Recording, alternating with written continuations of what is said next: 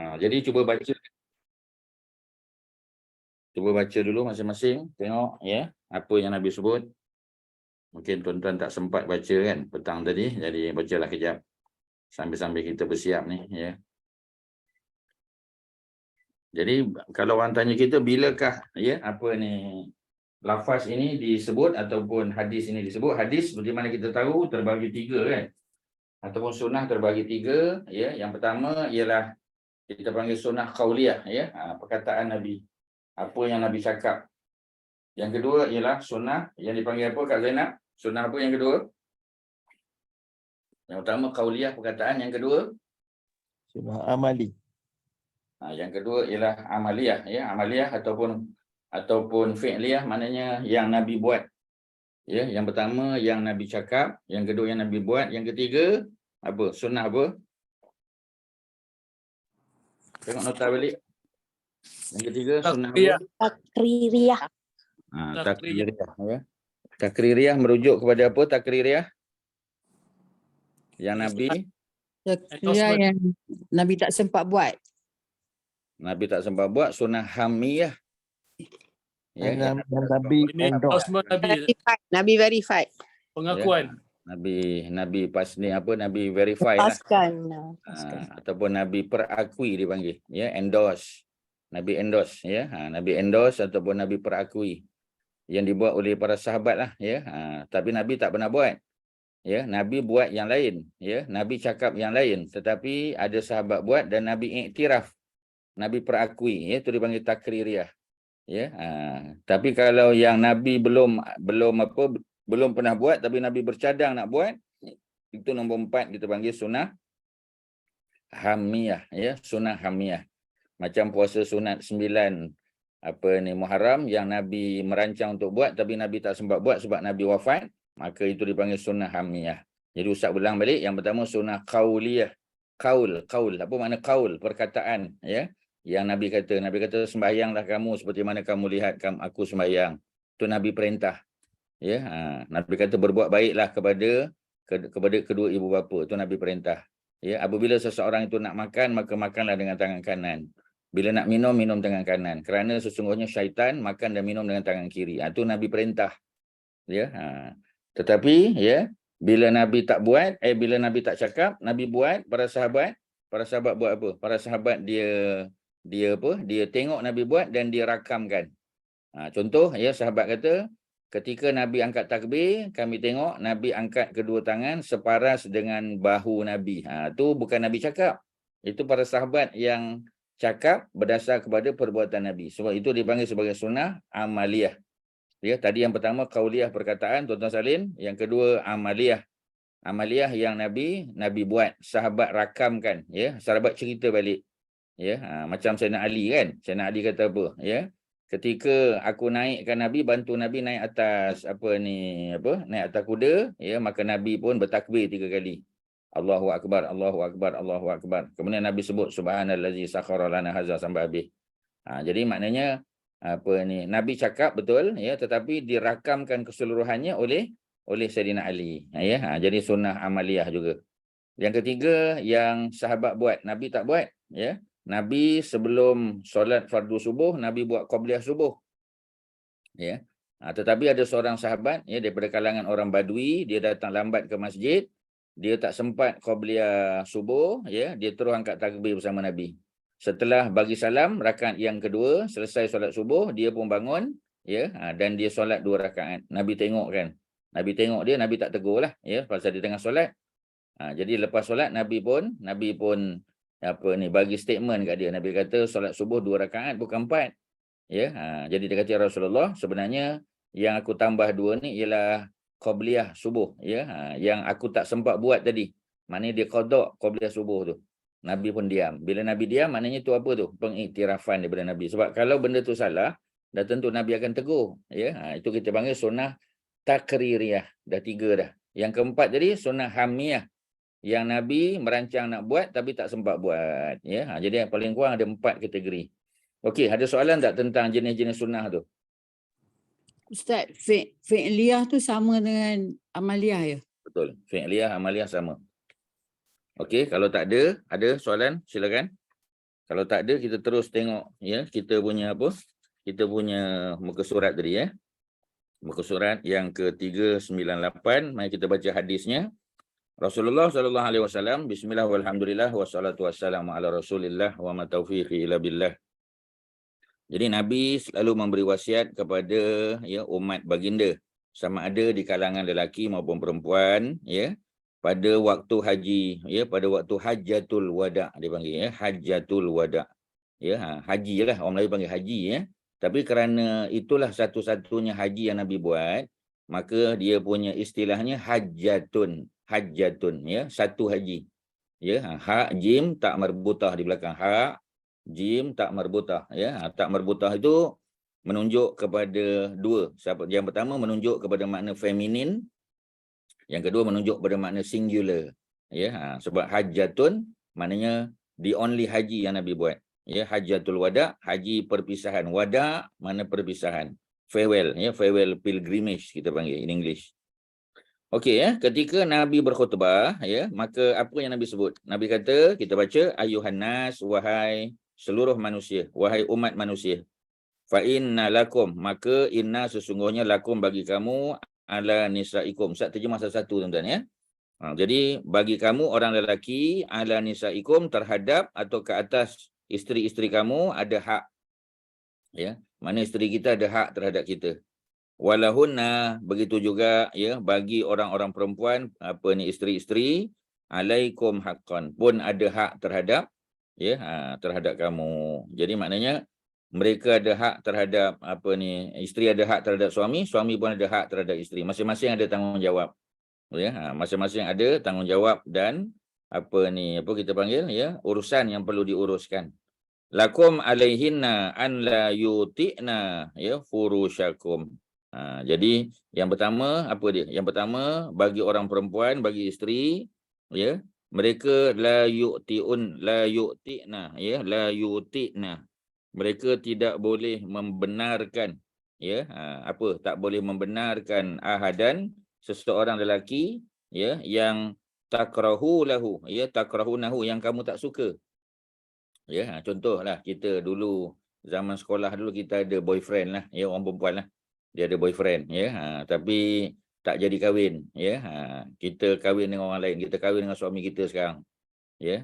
Jadi masa kita di apa, di college atau universiti dulu kita ada boyfriend lain lah ya, tapi tak ada jodoh ya. Kita jumpa dengan suami kita sekarang, kita jadi isteri pada dia ya, dan suami kita ya ada cemburu lah kepada lelaki tadi ya. Sebab kadang-kadang kita kata masa pergi majlis apa, majlis kahwin ke ataupun ya ada hari raya ke apa ya, ada pertemuan lagi, mana kita bertembung dengan lelaki tadi yang dulu pernah jadi kekasih pada kita tu lah ya, orang perempuan tu ya. Jadi ya bila apa orang tu bagi salam sebenarnya dia tak ada apa pun ya, sekadar sebagai kawan ajalah, kenalan, sebab kenal kan, pernah satu sekolah ya, pernah belajar sekali, tapi tak ada jodoh ya. Tapi macam kita tak bersuka lah ya. Orang tu baik sebenarnya, dia tak ada apa-apa perasaan pada isteri kita pun, dia pun dah kahwin orang lain dah ya. Tapi kita tak suka ya, kita tak suka secara peribadi, bukan kita tak suka dia tu, tapi kita ada rasa cemburu ya. Jadi maknanya kita tak benarkan dia datang rumah kita ya. Jadi isteri kita, oleh kerana dia tahu lelaki itu suami kita tak suka, maka jangan kita benarkan dia masuk ke rumah kita, tak boleh ya. Jadi tak boleh kita benarkan, kecuali kita minta izin pada suami kita, ada keperluan apa-apa contoh ya. Jadi kita tanya suami kita boleh ke, tapi suami kita dah bagi tahu dah ya. Dia dah keluarkan satu senarai, ini ada 10 orang yang tak boleh masuk rumah ni, dia bagi tahu ya, nombor 1, 2, 3, 4, 5, 6, 7, 8, 9, 10, dah 10 orang ni ya. Apa cerita sekalipun tak boleh masuk. Jadi kalau suami tak benarkan, tak boleh ya. Jadi itu ya, hak yang pertama. Kemudian ya apa lagi ya, wa alaihinna an la ya'tina bi fahishatin mubayyinatin. Jadi orang perempuan tu tak boleh buat benda-benda fahisyah, benda-benda yang keji ya, yang dilarang oleh agama. Tak boleh ya. Dan benda tu suami pun dah tegur dah, jangan buat ya, benda tu tak elok. Benda tu benda yang dilarang oleh agama, kita bagi tahu ya. Fa in fa'alna, jika isteri tu buat juga, fa innallah, maka sungguhnya Allah qad azina lakum, Allah izinkan bagi suami antahjuruhunna fil madaji, untuk ya memisahkan diri daripada isteri tersebut di tempat tidur. Mana suami boleh tidur luar. Kalau suami itu sanggup lah, ya. Jadi maknanya pada waktu malam patutnya suami itu ya tidur dalam bilik bersama isteri, ya, tapi kerana dia marah kepada isteri kerana isteri tetap melakukan satu kejahatan yang dia dah tegur tapi isteri belum berubah, maka dia pun pisahkan diri daripada tempat tidur, dia tidur di luar ataupun tidur di bilik tetamu ke. Ya, dia biarkan isteri dia bersendirian, ya, dan isteri dia dengan sebab tu faham bahawasanya memang suami dia marah. Ya, jadi dia dapat kesedaran, mudah-mudahan kita kata, ya. Jadi dalam bab tadi dibenarkan untuk memisahkan diri daripada isteri tadi, ya, di tempat tidur, tapi masih duduk serumah lagi, ya, makan apa semua macam biasa, ya. Cuma dalam bab yang berkaitan dengan tidur malam je, ya, dia tak tidur bersama isteri dia. Itu antaranya yang Nabi ajar, ya. Wa tadribuhunna, ya, dan dia boleh pukul isteri dia, dorban, dengan pukulan ghaira mubarrihin, ya, pukulan yang tidak membahayakan, ya. Jadi maknanya pukul tu makna pukul bukan untuk patah riuk kita kata, ya, ataupun untuk mencederakan bahagian muka, bahagian kemaluan sebagainya, tu tak boleh, ya. Maknanya pukul untuk mengajar, ya, bukan kita kata lebam-lebam, kita sebat apa semua, bukan, ya. Hanya dengan tujuan untuk mengajar, ya. Tapi kalau kita angkat suara, isteri dah boleh dengar, dia faham, ya, dia tahu bahawasanya suami dia marah, cukuplah, ya. Sebab pukulnya tak mesti dengan alat, ya. Kita boleh pukul dengan suara kita, ya. Kita angkat suara kita macam kita dengan anak kita kan, ya. Bila kita tengking, ya, dia tahu kita marah, so dia pun pergi ambil uduk sembahyang, ya. Ataupun kita angkat suara, kita berdehem, dia dah tahu dah, okeylah tu, tak payahlah pukul, ya. Tapi kalau tak mau juga, ya, kita boleh pukul dengan pukulan yang tidak menyakitkan, bukan untuk, ya, mencederakan dia, tetapi sekadar untuk memberikan pengajaran, ya. Macam kita kata di sekolah lah, ya, bila ada public caning kita kata, dibuat di khalayak ramai, ya. Maka pukulan yang dibuat oleh guru besar tu atau guru disiplin bukan sakit pun, tak sakit. Walaupun 3 kali dia bagi, ya, 3 sebatan, tak sakit apa pun. Ya, kita pun pakai seluar tebal bagi tu, ya, tak ada rasa sakit. Tapi dia bukan isu sakit, dia isu nak bagi pengajaran pada budak-budak lain, ya, supaya ambil pengajaran, ya. Walaupun dia tidak terkesan pada fizikal, tapi pada peribadi kita, ya, pada perasaan kita, apa rasa, ya. Malu tak, ya, mesti ada malu, macam itulah, ya, cerita dia. Fa'in tahaina, jika, ya, fa'in, ya, tahaina, maka jika isteri kamu berhenti daripada buat benda jahat tu, maka falahunna rizquhunna, ya. Maka macam biasalah, ya, dia punya apa kita panggil allowance dia, ya, rezeki dia kita kena bagi. Kiswatuhunna, pakaian dia, bil ma'ruf, kita kena buat secara baik, ya. Sebelum tu kita buat juga, ya, tapi ada sikit rasa marah, ya, kita pisahkan diri daripada tempat tidur, ya, ataupun kita pukul dia dengan pukulan yang tidak menyakitkan, sekadar untuk mengajar. Mana kita tak suka, dia pun tahu kita tak pernah angkat suara, ya, pada dia, tapi kita dah angkat suara. Kita tak pernah pun jentik, pukul ke apa, tak pernah. Tapi kali ini kita buat. Dia tahu bahawasanya memang kita betul-betul marah sebab dia tegur kita, suami tegur kita, ya, untuk tinggalkan perkara keji tadi, tapi kita masih buat. Jadi dia tunjuk protes kepada kita macam tu, ya. Kemudian apa lagi, ya? Wastausu, dan aku wasiat binisa terhadap orang perempuan, ya, dengan kebaikan. Fa innahunna indakum awanun. Kerana orang perempuan ni ibarat tawanan, macam banduan yang kena tawan. Ya, la yamlikna li anfusihinna. Mereka tidak memiliki diri mereka sedikit pun. Sebab bila seorang isteri itu berkahwin dengan suami dia, maka, ya, suami dia jadi tuan lah. Jadi tuan tu bukan makna isteri tu hamba, bukan. Ini gambaran saja. Ya, macam orang tawanan. Maknanya kalau nak buat sesuatu dia kena dapat izin daripada suami, ya. Wa innama akhastumuhunna bi amanatillah. Kerana sesungguhnya suami itu bila dia nak kahwin dengan isteri dia, dia dah pegang satu amanah. Ya, dia telah mengambil amanah daripada bapa perempuan tadi. Ya, sebab tu bapa perempuan tu yang serahkan anak perempuan dia kepada suami tadi. Ya, wastahlaltum, ya, dengan sebab amanah tadi, dan kamu bayar mahar dia, maka kamu boleh menikmati diri perempuan tu, ya. Kamu boleh, ya, menikmati furujahuna, kemaluan dia. Bi kalimatillah, dengan kalimah Allah, yakni lafaz akad nikah, ya. Apa kita panggil, ya, azza wa jalla, daripada Allah Subhanahu wa taala. Maknanya dengan sebab akad nikah tu kita dapat amanah dan kita boleh ya menikmati isteri kita tu seperti mana yang ada sekarang. Kerana apa? Kerana itulah ya dia punya cara untuk menghalalkan hubungan lelaki dan perempuan. Itu ya. Tuan-tuan, selesailah ya, itu mukadimah dia. Ada apa soalan? Silakan kalau ada soalan. Ustaz, saya nak tanya, dari segi pisah tempat tidur tu, dalam Islam ada tak maksimum hari? Oh ya, sebenarnya ada perbincangan dalam kitab Bulughul Maram, nanti kita akan jumpa ya.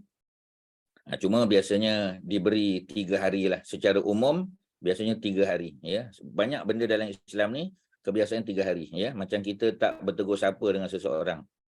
Contohnya ya, orang tu tak bertegur sapa. Hari pertama kita bagi salam, dia tak jawab. Hari kedua tak jawab, hari ketiga tak jawab. Hari keempat kita kena usaha untuk bertemu dengan orang tengah supaya dielokkan balik hubungan tu ya. Maknanya 3 hari.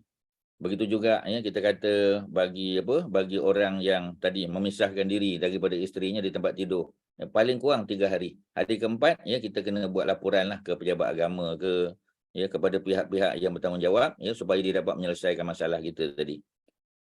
Ada banyaklah benda-benda lain ya, kalau kita tengok biasanya 3 hari. Macam Nabi ya, Ustaz pernah sebut ya, Nabi bagi peringatan ya kepada orang yang ditangkap sebagai contoh. Dia musuhi Islam, dia kena tangkap ya, dibawa ke Madinah, kita panggil dikurung dalam macam lokap ya. Lokap tu ya berada dekat dengan masjid.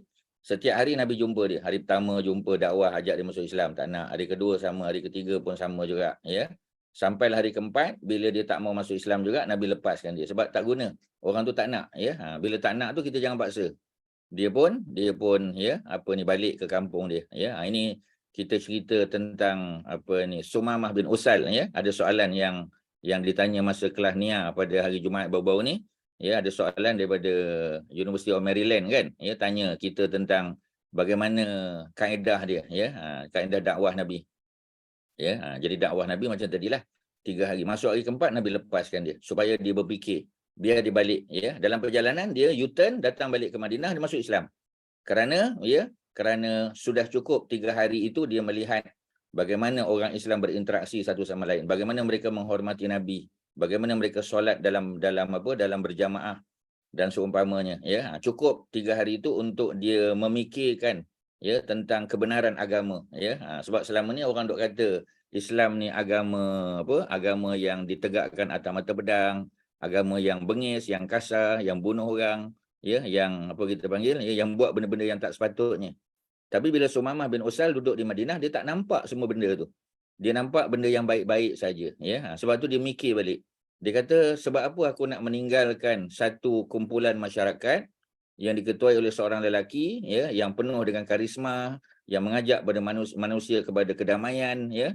Pasal apa kita singkirkan dia? Pasal apa aku nak kena jauh daripada dia? Jadi dia datang balik masuk Islam. So ya, ceritanya 3 hari juga tuan-tuan. Itu minimum lah ya. Okey, ada lain silakan. Ada apa? Terima kasih Ustaz.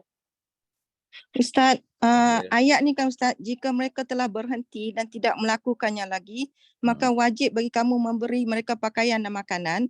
Jadi adakah bermakna kalau dia terus melakukannya lagi, tak wajib untuk beri makanan ke? Macam mana tu Ustaz? Seolah-olah macam itulah. Sebab tu Ustaz kata tadi, kalau boleh dia masuk hari keempat, dia berhubung dengan pejabat agama lah, ataupun pihak tertentu macam Pak Mertua dia sebagai contoh ya. Maknanya bapa kepada perempuan tadi. Ya, sebab manusia ni kalau dia tak mau dengar cakap orang lain, biasanya dia akan dengar cakap mak ayah dia.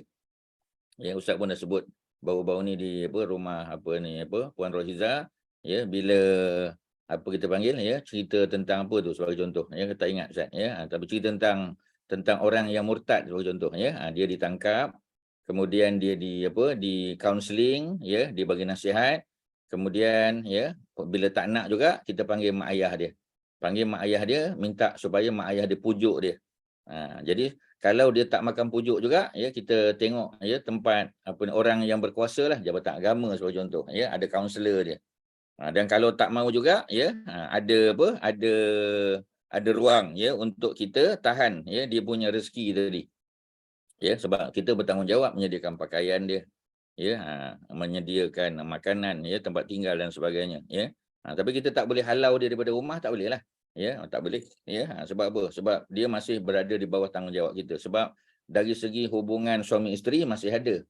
Jadi dia masih kena patuh pada kita. Ya, jadi macam tadilah, kena dengan kebijaksanaan. Ya, dan sudah tentu memerlukan apa kita panggil, ya, kerjasama pihak lain. Macam tadilah, ya, kita dengan suami dengan isteri tak boleh settle. Ya, kita bagi tahu pada mertua kita, minta mertua kita datang nasihat. Ya, mertua ayah kita ataupun mak mertua kita, ataupun adik-beradik dia yang dia segan, mungkin abang ipar kita sebagai contoh, kakak ipar kita, ya, yang dulu masa kecil, ya, kita kata apa ni, isteri kita tu dijaga oleh dia sebagai contoh, ya, kalau mak ayah mertua kita dah meninggal lah, ataupun ya yang apa kita panggil, yang membiayai pembelajaran dia, ya, kakak ipar kita, abang ipar kita, mungkin dia segan lah. Jadi kita minta tolong dia untuk campur tangan. Ataupun kalau tak ada, memang pihak berkuasa agama lah, tak ada pilihan lah. Ya, jadi ya, itu dia punya proses, ya. Tapi biasanya macam tadilah, bila seseorang perempuan itu, ya, dipisahkan oleh suaminya daripada tempat tidur, kalau dia tu orang yang sembahyang sebagai contoh, ya, bukan mesti pengetahuan agama dia tinggi kan. Paling kurang kalau dia orang sembahyang, ya, dia ada sikit-sikit ajaran agama tu faham, ya, insya-Allah dia sedar benda tu, dia tahu, ya. Tetapi macam tadilah, ya, kadang-kadang kedegilan, ego dan sebagainya tu mempengaruhi juga. Sebab tu tak kata kena dapat kerjasama daripada pihak lain yang isteri atau suami kita, ya, hormat. Macam tadi mak mertua, bapa mertua, abang ipar dan sebagainya. Macam itulah, ya, secara umumnya begitu. Tetapi tanggungjawab sebagai seorang suami, dia memang kena, ya, pakaian itu memang macam biasalah. Ya, cuma mungkin dia tak belikan pakaian baru mungkin. Ya, tapi pakaian yang sedia ada dah ada. Ya, rumah tetap ada kan, perabot-perabot tak tukar. Bila isteri minta perabot baru, dia tak belikan. Bila isteri minta baju baru, dia tak belikan. Katalah, ya, kalau isteri itu suri rumah sepenuh masa lah. Tapi macam tadilah, ya, dalam konteks moden mungkin tak sama, ya. Sebab apa? Ya, sebab orang Mekah, perempuan Mekah dengan Madinah dia beza. Sebab tu bila kita belajar sirah, ya, orang Mekah, ya, isteri-isteri orang Mekah, termasuk isteri-isteri Nabi, ketika mereka hijrah ke Madinah, mereka dapat melihat, ya, landscape kehidupan sosial yang berbeza di Madinah. Sebab orang perempuan Madinah kebanyakannya bekerja. Ya, mereka kerja tolong suami di ladang, mereka ada pendapatan sendiri. Mereka berniaga di pasar basah Madinah, ya. Mereka kebanyakannya terlibat dengan pertanian. Sebab pertanian memerlukan pekerja yang lebih ramai. Jadi isteri-isteri biasanya orang-orang perempuan terlibat, ya, di ladang menolong suami ataupun ayah mereka. Jadi mereka ada pendapatan. Jadi bila mereka ada pendapatan, mereka ada suara, ya. Mereka ni kadang-kadang agak kita kata apa? Dia sebab dia ada duit, bila ada duit, ya, dia agak vokal sikit, ya. Tapi orang Mekah tak. Kerana kebanyakan orang Mekah mereka tidak bekerja. Ya, mereka terlibat dalam memberi minum, ya, melayan tetamu yang datang untuk tawaf, ya, untuk haji dan sebagainya. Tetapi kebanyakan kerja-kerja yang mereka buat tu adalah kerja-kerja kebajikan. Ya, dia bukan kita kata apa kita panggil, dia bukan apa ni, ya, dia bukan money making, ya. Jadi dia bukan buat duit. Ya. Jadi kalau dia bukan buat duit, mana semua dia buat tu memang voluntarily je kita kata, ya, voluntary basis. Madinah berbeza, ya. Sebab itu, ya, apabila Sayyidina Umar melihat, ya, dia tanya pada anak dia Hafsah binti Umar, ya, isteri Nabi, dia dapat gambaran yang berbeza. Sebab perempuan Madinah dan Mekah lain. Kalau dalam konteks moden lagi bezalah. Sebab perempuan sebagai contoh, perempuan ada pekerjaan, ada kerjaya, ya. Ada kerjaya, kalau dah pencen pun ada duit pencen, ada duit kebetulan SP, ada pelaburan sana sini. So kita kadang tak kisah sangat. Ya, kalau suami tak bagi allowance pun, allowance kita mungkin lebih besar lagi, kita ada pendapatan lain. Jadi situasinya akan jadi lebih kompleks lagi. Sebab tu saya kata memerlukan, ya, kerjasama, ya, daripada pihak lain yang mudah-mudahan isteri kita hormat. Ya, dia mahu patuh ataupun mahu dengar. Paling kurang dia ambil sebagai nasihat, paling kurang. Sebab manusia kalau dia tak nak patuh pun, paling kurang dia ambil kira, dia pertimbangkan nasihat dan juga apa kita panggil saranan yang diberikan oleh pihak-pihak tertentu. Itu kalau Ustaz boleh detailkan lah, ya. Jadi kalau kita tengok dalam Bulughul Maram, dalam kitab-kitab hadis yang lain ada penitilan.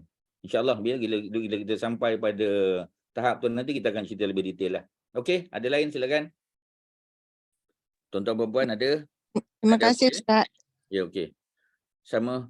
Jadi kita tengok muka surat 399, Rasulullah SAW selalu memberi wasiat ya, agar pergaulan dengan para isteri sentiasa baik. Dua-dua pihak lah, ya, sebab dia dua-dua pihak, ya, dia mutual relationship, ya, dia ada apa kita panggil, ya, dia ada win-win situation. Isteri pun ada tanggungjawab, suami pun ada tanggungjawab, ya.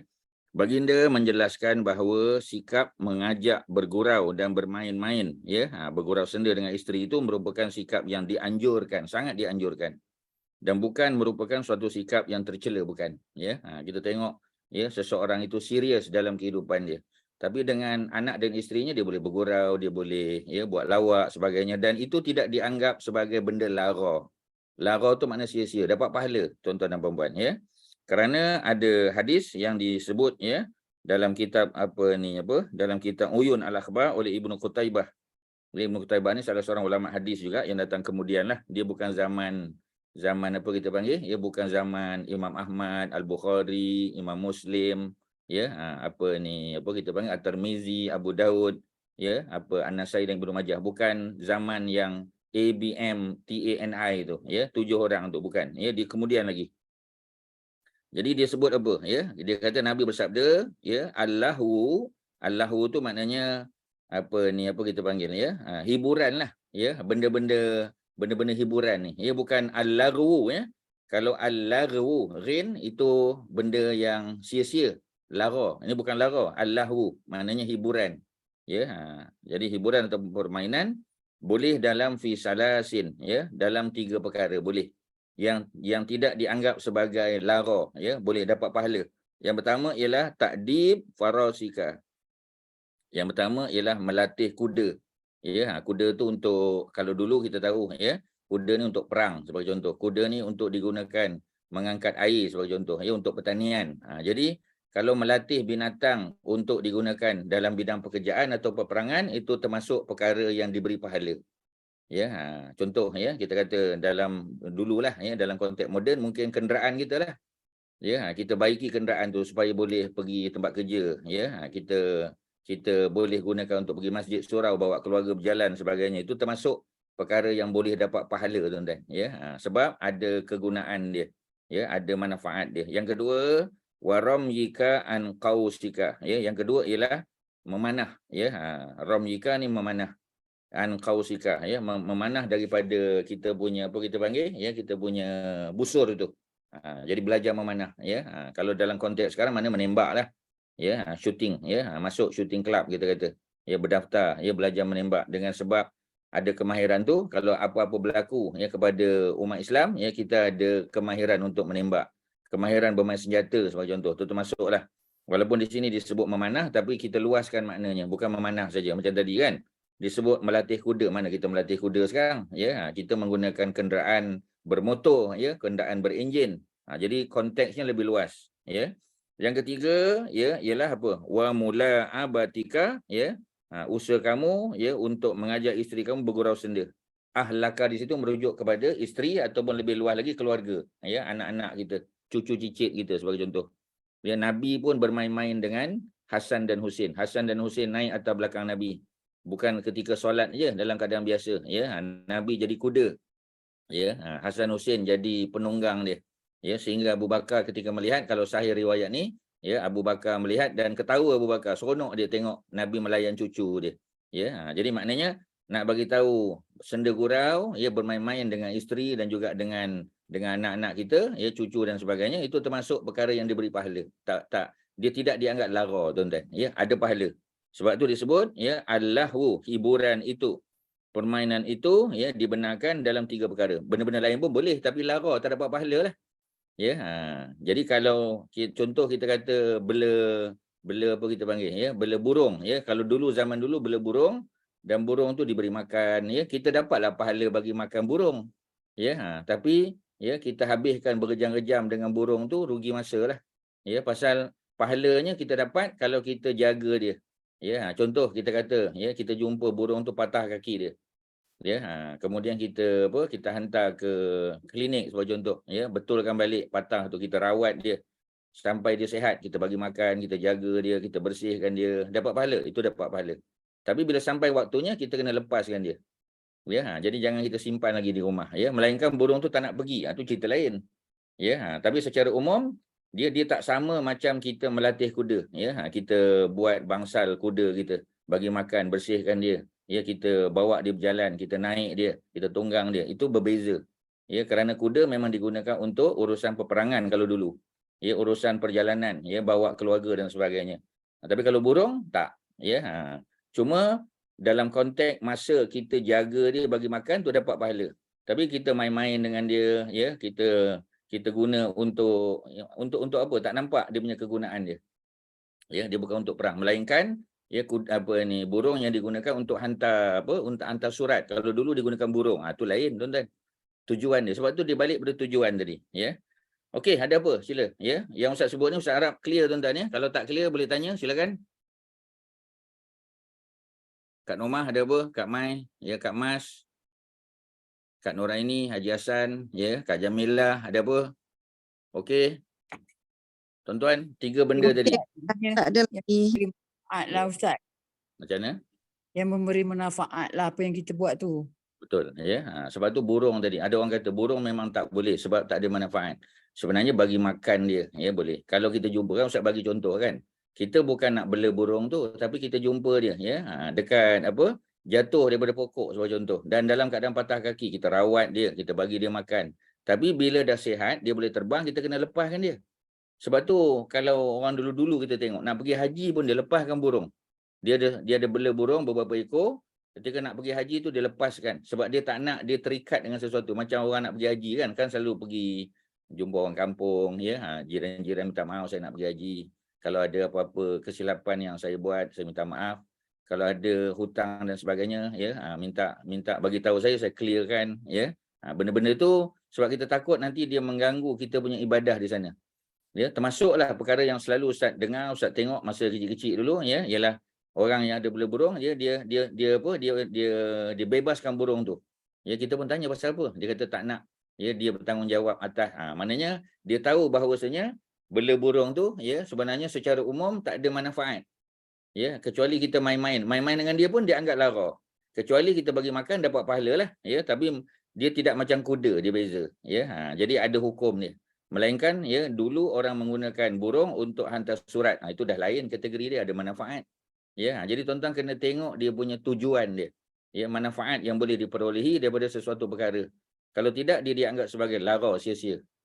Ya, macam orang yang pergi sembahyang Jumaat, ketika khutbah Jumaat, dia bilang buat tasbih. Ya, zikir subhanallah, alhamdulillah, Allahu akbar tu, itu termasuk perkara yang diberi pahala. Tetapi ketika khutbah Jumaat, kita jangan buat benda lain, kita fokus. Fokus, ya. Sebab pada waktu khutbah Jumaat, jangan buat benda lain. Ya.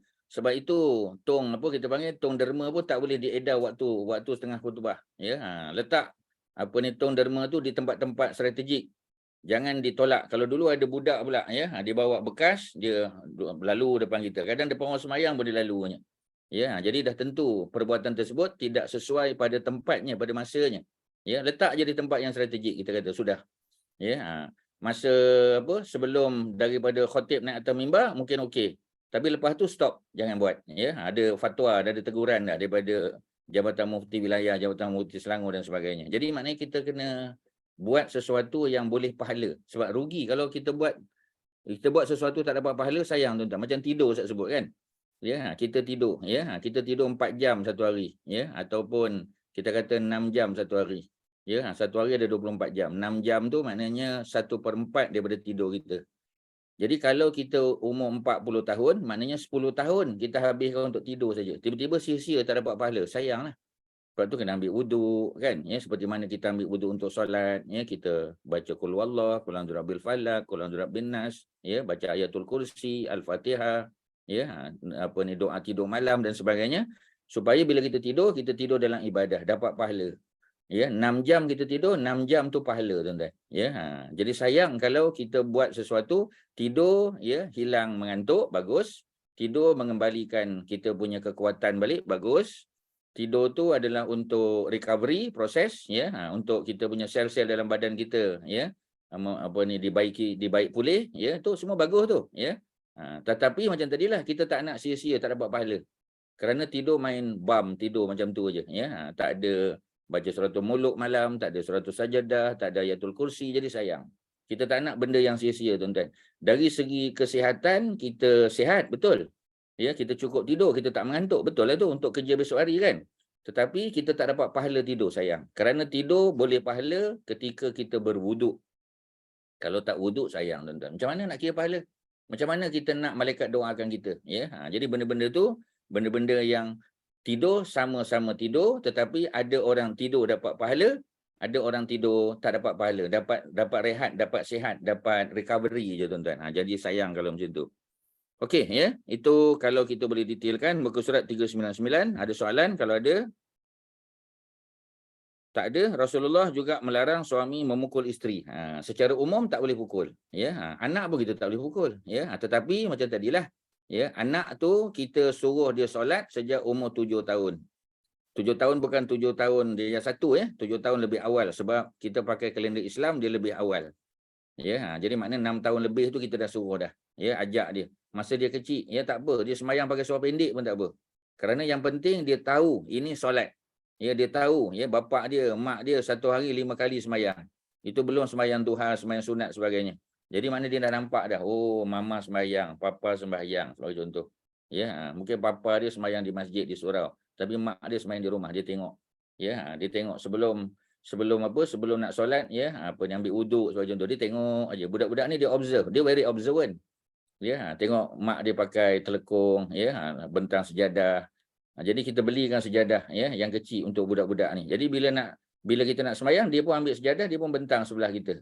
Ya, kita semayang 4 rakaat, mungkin 1 rakaat, rakaat kedua dia dah main dah. Kemudian dia datang semayang balik. Tak apa, tuan-tuan. Itu sebagai latihan.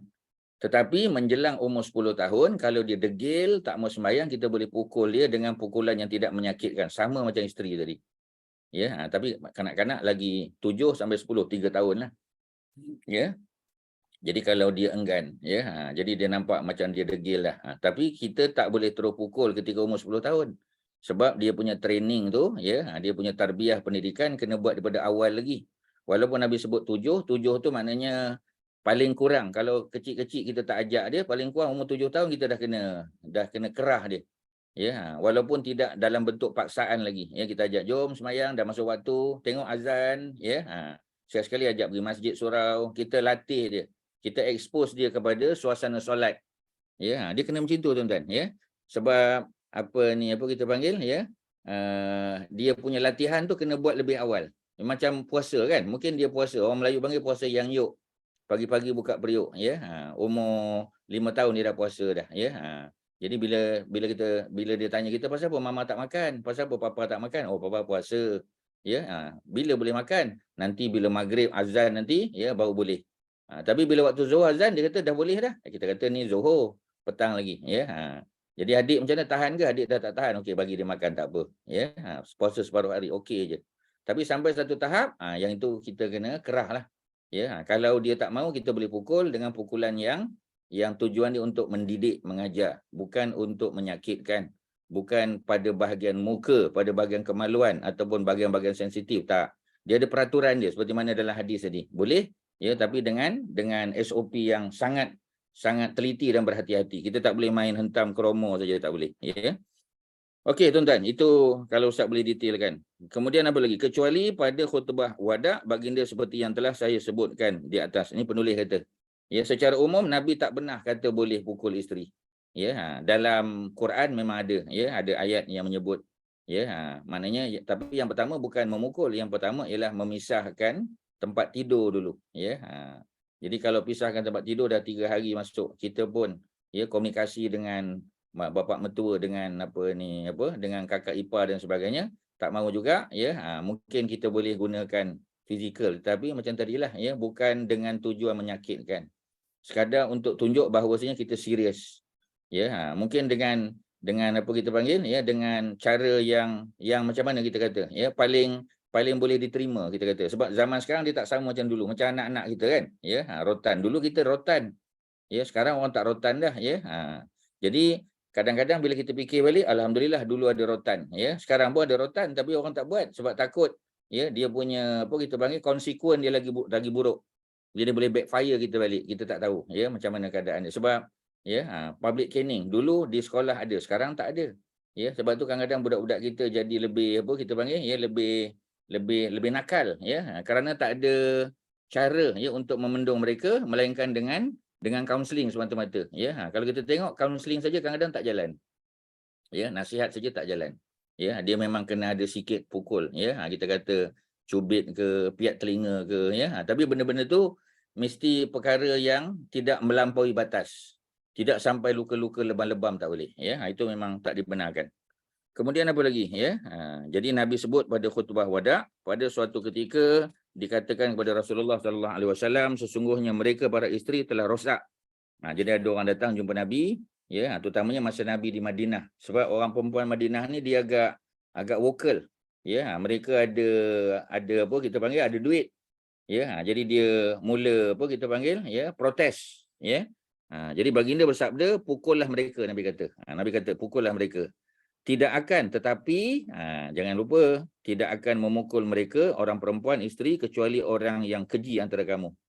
Jadi bukan maknanya secara apa kita panggil ya, secara membuta tuli kita kata tak ya, mesti ada dia punya stages dia ya, dipisahkan, ditegur, tak mau tegur nasihat, tak mau juga pisah tempat tidur ya, kemudian barulah ya kita kata menggunakan fizikal tapi secara yang kita kata minimal lah ya, sangat minimal. Rasulullah juga melayan para hamba sahaya dan pembantunya dengan baik dan lembut kerana akhlak baginda adalah Al-Quran ya. Ni tajuk besar kita ialah akhlak ya, adab ya, dan masuk bab yang ke-21 ni bergaul dengan secara baik, muasyarah ya, ataupun bergaul ya, berinteraksi dengan cara yang terbaik ya. Baginda juga tokoh yang membawakan risalah ataupun misi dakwah ya, menyebarkan sikap tolak ansur ya, kena tolerate lah ya, ada toleransi dan keadilan kepada umat manusia ya. Jadi kita kena adil. Baginda bersabda ya, ala ingatlah la fadla ya, tidak ada keutamaan kelebihan li arabin ya, apa ni, seorang Arab an ajami terhadap orang bukan Arab. Arabi Arab, ajami orang yang bukan Arab, non Arab ya. Tak ada kelebihan. Orang Arab banding dengan orang Melayu, orang India, orang Cina tak ada apa kelebihan. Sebenarnya tak ada apa kelebihan. Wala li ajamin ala arabi. Begitu juga yang non Arab dengan yang Arab pun tak ada kelebihan apa-apa. Wala li ahmar, dan tidak juga orang kulit putih. Walaupun disebut merah di sini tapi maksudnya putih kemerahan. Maknanya orang yang handsome, yang segak ya. Kemudian ala aswad ya, terhadap orang hitam, orang Afrika. Wala aswada ala ahmar, tidak juga orang yang kulit hitam lebih utama daripada orang yang kulit putih, merah kemerahan. Illa bitaqwa, melainkan yang membezakan mereka adalah takwa. Ya. Jadi orang Arab tu hebat kerana takwa dia. Orang Melayu pun hebat kerana takwa. Ya, sebab tu Saidina Umar sebut ya, kami orang Arab satu kaum yang Allah muliakan dengan Islam. Maknanya sebelum daripada masuk Islam mereka orang yang biasa-biasa saja. Tapi Islam itulah yang mengangkat kedudukan kita. Orang Melayu sama tuan-tuan. Ya, jadi orang Melayu dulu kita kata tak ada agama sebagai contoh. Ya, ada tapi Hindu, ya, Buddha.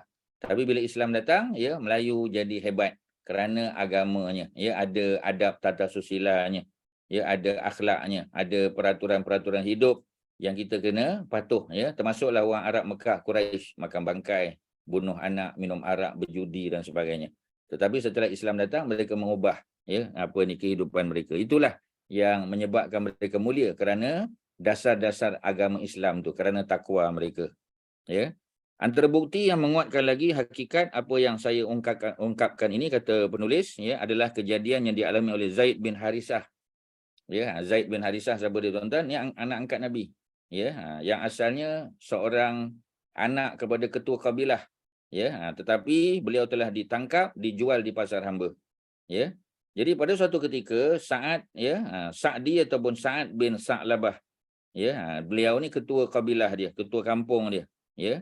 Dia mengunjungi kaum dia, yakni Bani Mu'in, ya, Bani Mu'in. Pada waktu itu dia bersama puteranya, dia bawa anak dia Zaid bin Harisah. Ya, jadi dia bawa anak dia, setelah sampai kepada kaum, tiba-tiba Bani Al-Qaim, ya, Bani Al-Qain, ya, satu kabilah lain menyerang Bani Mu'in. Mereka merampas harta benda, unta, menawan kanak-kanak, ya. Dan antara kanak-kanak yang ditawan itu adalah anak pada apa ni As-Sa'di tadi, ya, ataupun disebut sebagai apa kita panggil, ya, Harisah tadilah. Harisah tu bapa ya, bapa kepada Zaid tadi, ya. Jadi apa ditawan tu anak dia kena tawan. Sedangkan Zaid adalah kanak-kanak yang berumur 8 tahun. Dia kecil lagi. Jadi tu yang dijadikan hamba tu sebab hamba dijual di pasar hamba, ya, dalam usia yang sangat muda lah. Ya, kita kata dia bukan dijual dalam pada usia yang sudah lanjut tak. Ya, jadi kalau kita tengok cerita Tiga Abdul tu kan, ya, cuba tengok. Ya, bila dijual bapak mertua dia, ya, memang tak laku lah. Ya, Ahmad Nisfu tak laku sampai kesudah, kita kata, ya. Begitu juga Saleh Kamil pun tak laku juga, ya. Tapi yang muda-muda, ya, bila dijual laku. Ya, kerana anak-anak yang kita panggil yang dijual ni akan digunakan untuk dikerah tenaganya. Ya, mereka ni dijadikan sebagai hamba. Ya, buat kerja, ya, angkat barang, ya, buat kerja-kerja berat, ya. Sebab mereka masih kuat, masih gagah lagi. Kalau umur 8 tahun belum kuat, tunggu besar sikit. Mungkin 15 tahun dah jadi kuat. Jadi oleh kerana itu Zaid dijual umur 8 tahun, ya. Kaum Al-Qain pun membawa Zaid, ya, ke pasar Ukas. Jadi dia dibawa ke pasar Ukas. Pasar Ukas ni adalah pasar, ya, pasar yang digunakan, ya, sebagai platform lah, ya, untuk berniaga, ya, barang-barang dagangan, termasuklah jual hamba. Dia dibeli oleh seorang pemimpin kaum Quraisy yang kaya raya, ya, yang bernama, ya, Hakim bin Hizam, ya, Hakim bin Hizam bin Khuwailid. Jadi bapa dia Hizam bin Khuwailid, adik-beradik dengan Khadijah binti Khuwailid. Ya, cuba tuan-tuan tengok nama. Hakim bin Hizam, Hizam bin Khuwailid, ya. Hizam tu adik-beradik dengan Khadijah. Ya, Khadijah binti Khuwailid juga. Jadi adik-beradik, tak tahu mana satu abang lah, ya. Mungkin Hizam ni abang, ya, Khadijah tu adik mungkin. Dengan harga 400 dirham. Ya, 1 dirham lebih kurang RM30 kali je, ya, dengan 400. Selain membeli Zaid, dia juga membeli beberapa orang budak yang lain dan mereka dibawa pulang ke Mekah. Jadi pasar Ukas ni berada di luar Mekah. Ya, di tanah Arab jugalah, ya, semenanjung tanah Arab. Jadi ketika, ya, mak saudaranya yang bernama Khadijah binti Khuwailid mengetahui, ya, jika dirinya telah kembali, maknanya Hakim tadi dah balik, maka Khadijah bergegas pergi menemuinya untuk mengucapkan salam dan selamat datang kepadanya. Jadi sebab, ya, dia dah pergi ke pasar sana, dah ya, sudah lama tak bertemu. Jadi Khadijah pun datang ziarah dia. Kemudian Hakim bin Hizam berkata kepada Khadijah, ya, wahai makcik, saya telah membeli beberapa orang kanak-kanak, ya, daripada pasar Ukas, mana sebagai hamba. Makcik boleh pilih antara mereka yang makcik hendak, ya. Makcik suka yang mana? Kanak-kanak tersebut sebagai hadiah. Dia bagi hadiah aja pada mak saudara dia. Khadijah pun memeriksa seorang demi seorang dan dia pilih, ya, Zaid bin Harisah. Kerana dia melihat pada mukanya tanda-tanda keutamaan dan keluhuran nasab. Maknanya dia bukan hamba asalnya, ya. Dia adalah anak ketua kabilah. Dan dia terus bawa Zaid pulang. Dia ambil Zaid tu. Itu yang asalnya dia ambil Zaid bin Harisah tu. Nanti bila Khadijah berkahwin dengan Nabi SAW, ya, dia ingin memberi sesuatu kejutan dan hadiah kepada suaminya Muhammad. Jadi dia bagi hadiah kepada Nabi. Dia tidak menemui sesuatu yang lebih baik daripada hamba sahaya yang dimilikinya, yang bernama Zaid bin Harisah, ya. Maka Khadijah menghadiahkan Zaid bin Harisah kepada Nabi SAW. Ya, ini maknanya masa Zaid masih kecil lagi, ya, umur 8 tahun kita kata. Sudah dijual di pasar hamba sebab kanak-kanak, ya, biasa dijual pada usia kanak-kanak. Ya, kalau kita tengok Zaid bin Harisah kan. Ya, Zaid bin Harisah ni dia umur dia 35 tahun masa hijrah, Nabi 53, ya. Zaid bin Harisah ni terbalik je. Ya, Nabi 53, dia 35 tahun. Ya, jadi 35 tahun. Ya, jadi maknanya dia punya kita panggil perbezaan umur tu kan. Ya, tidaklah terlalu jauh, ya. Kita kata berapa tahun tu, ya. 13, ya, maknanya dalam 23 tahun lebih kurang, ya. 13 campur 5 mana 18 tahun. Ya, beza dalam 18 tahun kita kata, ya. Jadi nak bagi tahu bahawasanya dia punya beza umur dengan Nabi tu 18 tahun. Tidaklah muda sangat kan. Ya, kalau dia 8 tahun, ya, Nabi, ya, sudah tentu kita panggil, ya, 18 tahun lebih tua daripada dia. Ya, jadi masa Nabi dapat wahyu, ya, Nabi ajak Khadijah masuk Islam, Sayyidina Ali, ya, anak-anak Nabi, anak-anak perempuan Nabi, termasuklah Zaid bin Harisah sebab dia jadi anak angkat Nabi. Ya, duduk satu rumah dengan Nabi, ya. Jadi Khadijah telah menghadiahkan Zaid kepada Nabi ketika Zaid bin Harisah, kanak-kanak yang sangat beruntung itu, hidup bahagia bersama Nabi. Ya, mendapatkan keuntungan kerana selalu bersama baginda serta dapat mengenali baginda dengan cukup rapat. kerana Nabi itu adalah bapa angkat dia. Namun di tempat yang lain terdapat ibu Zaid yang bernama Sa'dah. Selalu dirundung duka yang mendalam dan rasa sedih kerana dia kehilangan anak dia, ya. Umur 8 tahun dah kena colik, dijual di pasar hamba, ya. Jadi air matanya selalu mengalir, hatinya selalu bersedih, tidak dapat tenang kerana selalu memikirkan puteranya, ya. Kesedihannya itu semakin bertambah berat dan mendalam kerana dia tidak mengetahui apa cerita, ya, perkembangan, ya, update pada anak dia tu, tak tahu. Apakah Zaid ni masih hidup, ya, ataupun ada harapan tak bertemu balik, ya. Manakala bapanya pula, yakni Harisah tadi, ya, Harisah tidak pernah berhenti untuk mencari di seluruh kawasan. Selalu bertanya kepada setiap kafilah, ya, kalau ada orang datang, ya, apa ni, trade caravan, dia tanya, kenal tak budak ni sekian-sekian, ya, macam ni kulit dia, macam ni, ya, dia punya perawakan macam ni, dia tanya, ya.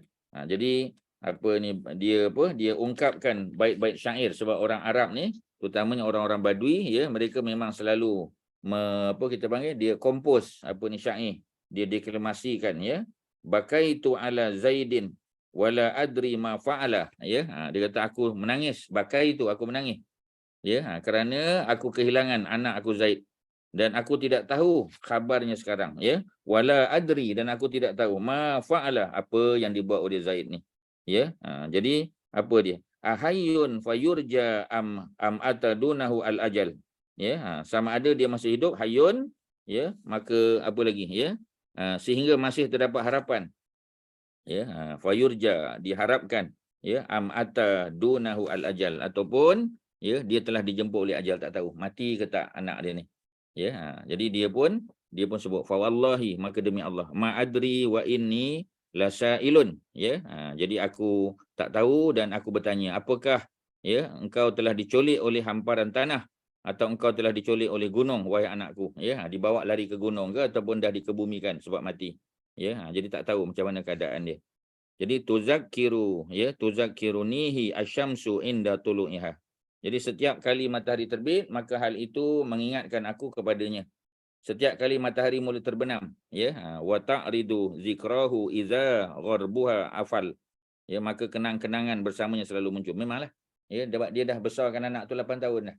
Ingat dulu masa kecil macam mana, ya, dia tatang anak dia, ya, dia bela, dia sayang, dia curahkan kasih sayang, ya. Tapi masa umur 8 tahun dicolik dan dijual di pasar hamba, tak tahu pasar hamba yang mana. Dia pun tak tahu dijual di pasar hamba.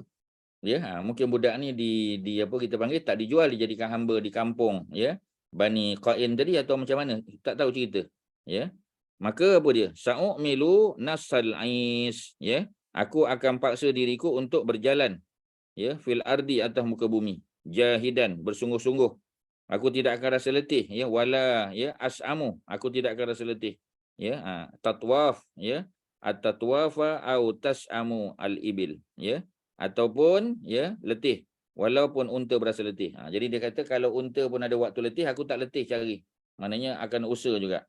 Hayati au ta'tini ala maniyati, oh hidupku, dia kata, maksudnya puteranya lah, ya, sebab anak tu jadi, ya, dia punya dia punya nyawa dia lah, seolah-olah, ya, aku rela mengorbankan nyawaku demi kamu, mana sanggup, ya, jadi tukar ganti. Kalau anak tu tahu di mana, ya, dia sanggup tukar diri dia dengan anak dia tadi, biar anaknya bebas. Kerana setiap, ya, orang pasti akan mati meskipun ia dibuai dengan angan-angan. Memanglah, ya, sebab manusia sampai satu waktu ajal dia akan mati juga. Pada musim haji, ya, apa yang berlaku? Sekumpulan orang dari kaum Zaid bin Harisah pergi buat haji, ya, haji ikut cara ya, Nabi Allah Ibrahim alaihissalam lah. Ya, jadi orang Arab ni dia dah tokok tambah lah, tuan-tuan tahu kan, ya, orang Arab ni dia bukan baru dengan Nabi Ibrahim, ya, 3000 tahun sebelum Nabi Muhammad sallallahu alaihi wasallam. Jadi haji itu sudah corrupted, ya. Jadi kalau dulu wukuf di Arafah, ya, sekarang mereka dah tukar tempat, mereka bukan wukuf di Arafah lagi. Kalau tuan-tuan masih ingat, Ustaz disebut ada beberapa kali juga, ya. Kalau Nabi Ibrahim ajak manusia wukuf di Arafah, tapi kerana Arafah itu adalah tanah halal, maka orang Quraisy dia tak nak wukuf di Arafah, dia tukar tempat ke tanah haram, ya. Di mana mereka wukuf, tuan-tuan? Siapa ingat, ya? Di mana mereka wukuf? Bukan di Arafah, tempat lain. Apa dia tempat tu? Di Muzdalifah. Di Muzdalifah, tuan-tuan, ya. Muzdalifah, sebab Muzdalifah tanah haram. Kalau Arafah tanah halal. Sebab itu di tanah halal kita tak boleh kutip batu. Tak boleh ambil batu tanah halal masuk tanah haram, tak boleh. Tak boleh bawa batu tanah haram keluar, tak boleh. Ya, sebab tu kalau kita terbawa balik, kita kena hantar balik ke tanah suci balik. Ya, hantar ke Mekah balik.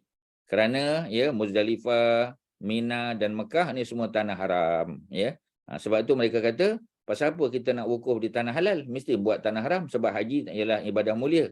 Itu mereka guna akal. Ya. Sedangkan haji itu ada yang dibuat di tanah halal dan ada yang buat di tanah haram. Dia kombinasi. Ya. Jadi kita kena faham lah. Jadi oleh kerana itu mereka mengubah. Ya. Mereka berkorban tapi kerana berhala. Ya. Mereka tawaf dalam keadaan bertelanjang. Dan pelbagai lagi perkara-perkara yang mereka tukar tambah. Mereka ubah ya daripada ritual haji yang diajar, kaifiat haji yang diajar oleh Nabi Ibrahim. Jadi maksudnya kaum dia datang. Ya. Jadi bila mereka datang, ya mereka pun saling kenal dan saling bertukar pertanyaan. Ketika mereka telah selesai melakukan haji, maka mereka bergegas kembali pulang dan menyampaikan berita gembira. Ya. Jadi ketika sedang tawaf di sekitar Kaabah, mereka bertatapan muka dengan Zaid. Ya, kenal lagi Zaid ni, ya. Sebab Zaid ni kita kata, ya, sebab anak ketua kampung dia kan, anak ketua kabilah. Jadi kenal, ya. Jadi bila kenal tu, dia pun saling kenal sebab Zaid pun kenal apa ni pakcik-pakcik ni. Ya, dia kenal lah ya. Sebab orang tua tak banyak sangat berubah wajah dia, ya. Mungkin kalau budak ya dalam masa mungkin 5-6 tahun ada perubahan. Saiz badannya lebih besar. Tapi pakcik-pakcik ni dah sampai satu tahap ya, mungkin tak banyak berubah sangat. Mungkin uban bertambah tu jelah kan. Tapi yang lain-lain tu tak ada apalah. Jadi dia pun bagi tahu ya, mereka bagi tahu, pulang bagi tahu kepada Harisah dan menceritakan kepadanya tentang apa yang telah mereka dengar tentang anaknya. Harisah segera ya ambil persiapan pergi ke Mekah. Tidak lupa juga dia menyiapkan sejumlah wang untuk bayar tebusan. Sebab dia nak bebaskan anak dia. Dia tak tahu anaknya sudah merdeka. Nabi tidak memperhambakan manusia kan. Nabi bebaskan dia. Ya. Dalam perjalanan ini Harisah mengajak sama saudara maranya yang bernama Ka'ab. Ya, mereka terus memulakan perjalanan menuju ke Mekah. Setelah tiba di Mekah, mereka berdua menemui Nabi SAW. Ya, mereka pun tanya, wahai ibnu Abdul Muttalib, wahai anak pada Abdul Muttalib. Nabi bukan anak Abdul Muttalib, Nabi cucu pada Abdul Muttalib. Tapi perkataan ibnun merujuk kepada anak keturunan. Sama ada ya kita kata apa anak ataupun cucu atau cicit keturunan ni boleh panggil ibnun. Kamu adalah jiran Kaabah, dia kata. Ya anta jaru al-Kaabah. Jar maknanya jiran, duduk dekat. Kamu membebaskan orang yang ditawan, memberi makan kepada orang yang lapar. Memang ini orang Mekah memang itu kerjanya. Ya, menolong orang yang sedang ditimpa musibah. Kami datang kepada kamu tidak lain untuk membicarakan tentang anak kami. Ya, Zaid yang berada bersama kamu. Kami membawa sejumlah wang sebagai tebusan bagi anak kami, maka bermurah hatilah kepada kami. Mintalah tebusan berapa pun kami akan bayar. Ya, minta berapa pun kami akan bayar. Muhammad SAW bertanya, siapa anak lelaki kamu yang kamu maksudkan? Nabi tak kenal. Ya, Nabi tak tahu yang mana satu. Ya, mereka berdua menjawab, hamba sahayamu yang bernama Zaid bin Harisah. Ya, baginda bersabda, apakah kamu inginkan sesuatu yang lebih baik daripada wang tebusan? Mereka berdua bertanya, apa dia? Baginda bersabda, aku akan memanggilnya untuk kamu. Dan kita memberikan pilihan kepadanya. Jadi Nabi tak paksa. Ya, Nabi nak kenalkan. Ya, Nabi nak bagi tahu ni bapak dia. Tak pernah jumpa dah, berapa lama dah. Ya. Tetapi jika Zaid memilih kamu, maka bawalah ia tanpa wang tebusan, tak payah. Sebab dia orang merdeka. Zaid tu merdeka, ya, dia bukan tebusan lagi. Sebab tu Zaid dipanggil, ya, dipanggil apa? Ya, orang yang menjadi hamba kemudian dimerdekakan, kita panggil apa tuan-tuan? Maula. Tuan-tuan jangan lupalah, ya. Maula. Jangan lupa maula. Kalau lelaki dia maula, ya. Kalau dia perempuan kita panggil Maulad. Maulad, ya. Tuan-tuan membiarkan Kak Zainab menguasai tuan-tuan. Tuan-tuan ada, ya, ada 30 orang ni tuan-tuan, ya. Tapi tuan-tuan biarkan Kak Zainab menguasai padang permainan. Ya, tuan-tuan berada di mana? Dalam gelanggang atau di luar tuan-tuan, ya. Jadi tuan-tuan kena cuba catat, ya. Kalau tuan-tuan tak dapat pun tuan-tuan catat. Hamba sahaya lelaki kalau dibebaskan dipanggil maula. Ya, kalau dia perempuan dibebaskan dipanggil maulad, ya, maulad. Jadi Nabi ada tak maula dan maulad? Ada, ramai tuan-tuan. Ya, jadi ada ramai maula dan maulad Nabi. Maknanya Nabi ada duit, Nabi bebaskan mereka. Nabi beli, Nabi bebaskan mereka. Ya, ada yang peringkat awal menjadi hamba, kemudian sampai satu tahap Nabi bebaskan. Ya, jadi maknanya mereka ni ada hubungan dengan Nabi. Jadi mereka dipanggil Maula Rasulillah. Maula Rasulillah. Maknanya ya, Nabi punya hamba sahaya yang telah dibebaskan. Ya, tapi mereka biasanya mereka tak nak pergi tempat lain, mereka nak duduk dengan Nabi juga, ya. Macam Zaid bin Harisah ni kita kata. Jadi dia punya apa? Dia punya peluang untuk balik dengan bapa dia pun ada. Ya, Nabi kata aku akan panggil. Ya, jika dia pilih untuk bawa untuk bersama kamu, ambillah dia. Ya, tetapi jika dia memilih aku, maka sungguh demi Allah aku bukanlah orang yang membenci seseorang yang telah memilih diriku. Mereka berdua berkata, anda sungguh-sungguh telah berlaku adil. Memang betul lah. Ya, jadi bukan nak minta duit tak. Ya, biarkan Zaid tu bagi keputusan. Baginda pun memanggil Zaid dan bertanya kepadanya, siapakah kedua orang ini? Zaid berkata, ini adalah bapaku, dia kenal. Ya, dia bernama Harisah bin Syurahbil.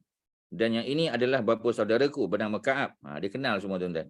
Kemudian baginda bersabda, kami telah bersepakat mempersilakan kepadamu untuk memilih antara pergi bersama ayah dan pak saudara dia ataupun tetap tinggal bersamaku.